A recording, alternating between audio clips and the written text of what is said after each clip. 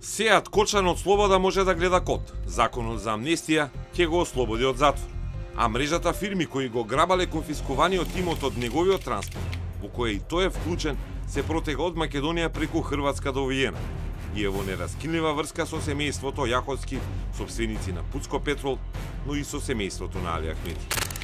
Антикорупционерите се радуваат дека тргна нивната иницијатива за одговорност за мега неуспехот на конфискацијата на Трансмет, но обвинителството ги обвинува дека им ги одложиле резултатите од истрагата. Се движат работи народ, дека не е се црно како што се имам слушнато. Но која е врската со човекот Фантом, кој наводно не го опознава ниту лидерот на Дуј Али Ахмети, ниту пратеникот Јаховски, а и двајцата има директни или индиректни бизнис релации со човекот познат како мнозински собственик на РКМ на Капушевски.